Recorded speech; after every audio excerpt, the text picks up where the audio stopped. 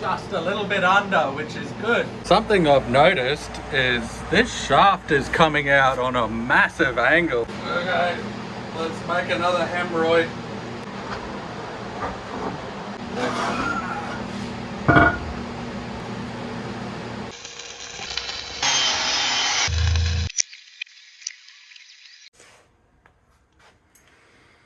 I just finished chipping away the rest of the melamine that got stuck to here. If you remember, I mounted this too low, so that's why there's a mother load of epoxy resin here. I'll show you all of my stuff ups. And I'm sure there's a lot of you guys that would have suspected that something like this would have happened. There's such an enormous amount of epoxy resin all together. I got a little crack here. I don't know if you can see that. I got a little bit of porosity just here. I'm gonna just sand this all nice and straight. I might even mount this into here just to double check that the hole's in the right spot before I put more bog on it, because it's going to be so easy now.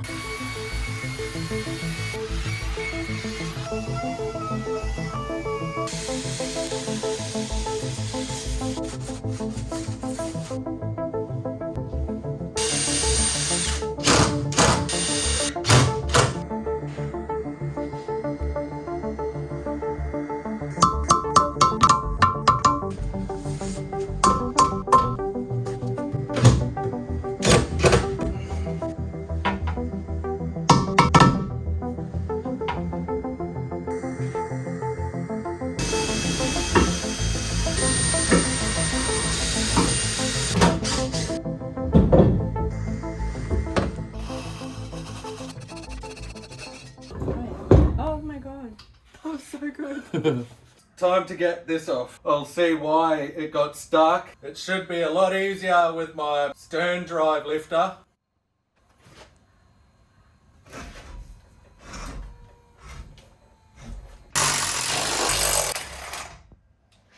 Okay, that's all of the bolts out.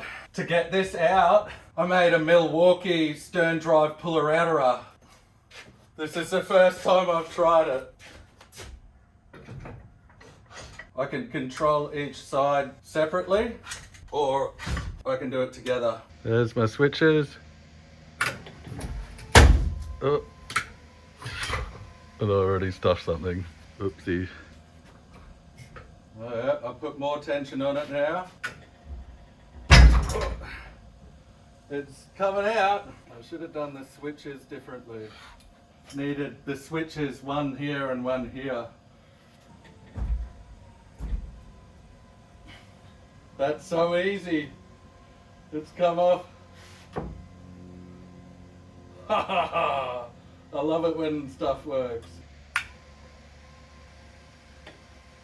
Nice and slow. It's easy now.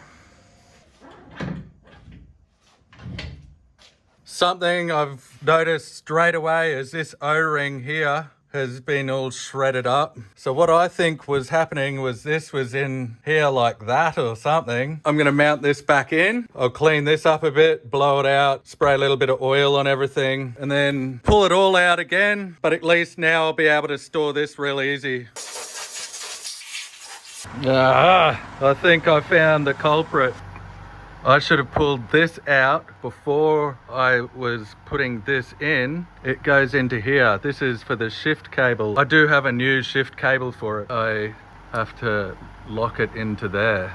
Yeah, so I think that that's why it was so hard to press in. Hopefully I've got all these O-rings because it doesn't have any here. But I'm very happy with myself for making this thing and the puller. That's gonna come in handy. I only welded a nut on the end just in case I want to use this for another application. I cleaned it up good enough for me anyway. I just want to get back into the boat.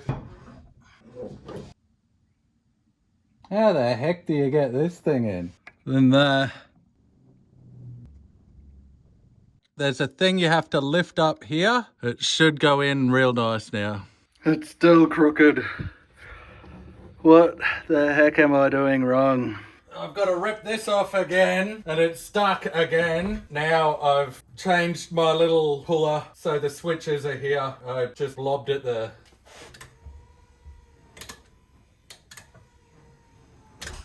Now I've got to take this stupid shift cable out again. Oh, I'm gonna be a pro at this. Got it. These are like my mechanical arms. So easy. These are 6,000 Newton meters each. I don't know why this keeps going in crooked. I forgot the shift cable again. Okay, got it in. Now to make sure this shaft is going in straight. Frankie, can you figure out why I keep getting this shaft in crooked? I've got the shift cable in properly, so I don't know what's happening. That'll do for now. I just want to get it off. I'll worry about the shaft issue later when I'm putting the motor in. You guys are probably sick of looking at this, but I'm more sick of looking at it. Trust me.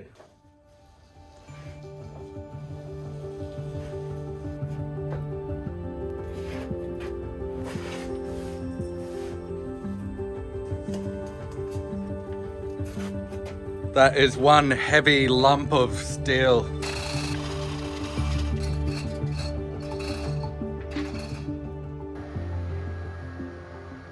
And these are red hot right now.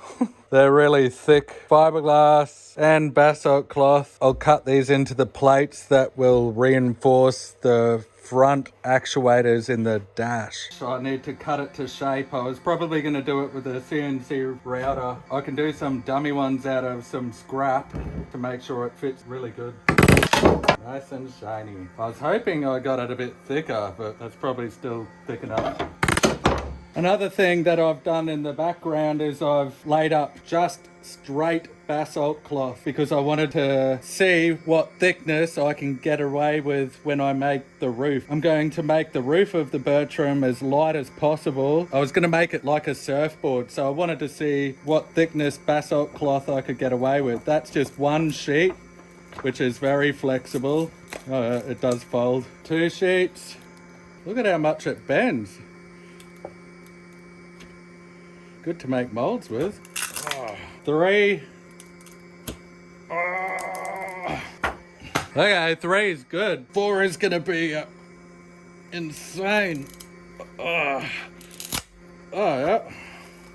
Maybe 3 is a sweet spot because it flexes more without breaking. Oh yeah, I can break it. It's a pretty pointless exercise, but I thought I'd show you.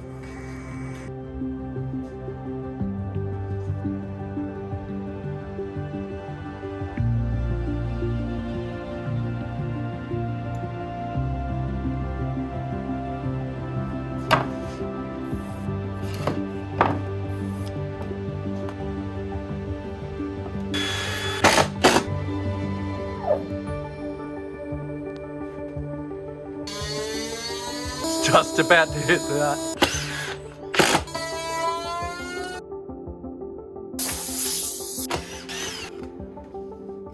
I'll make the finished one offset so it's tighter around here.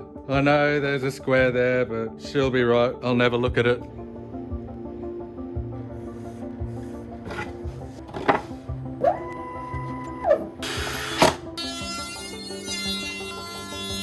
Hopefully this works.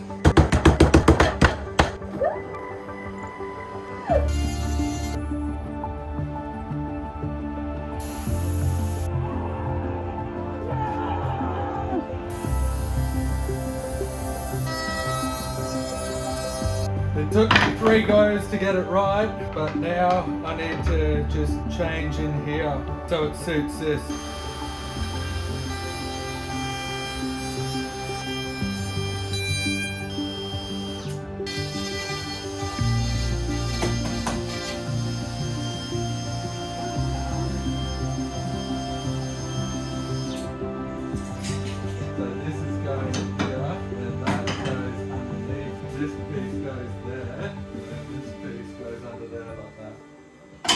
Australian marine windows, fixed up all my welds, powder coated it, finished it off for me. Thank you. Now it's time to put it up here.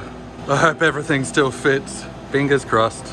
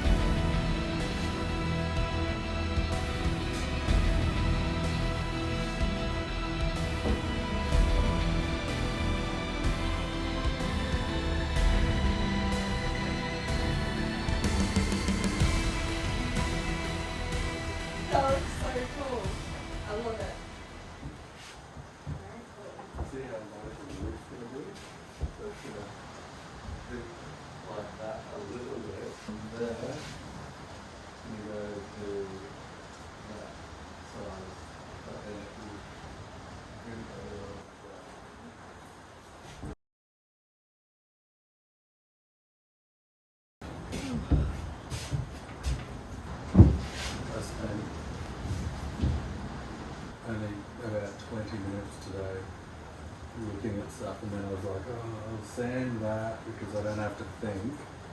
And then hopefully when I wake up, I'll come up with an idea of how I'm going to do all that shit. Because I need to make the actuators be easy to change if they break without removing a whole bunch of stuff. I found out that I mounted that 25mm too low. So the first cut that I did was spot on, apparently, compared to all the people that have been commenting. Yeah. So you have to do it all again. I'm just going to put it in like that, and then if it's no good, I'll lift it up after. It's too much work. Do you really don't need to be I'm there gutted. if you want to. I just can't believe that I didn't think about researching it more. It makes sense too.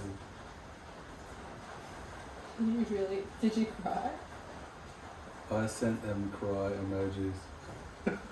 You didn't cry. How did you feel? I just felt stupid. Oh, you felt stupid. Yeah. Like I should have researched it better. You put it in the wrong spot.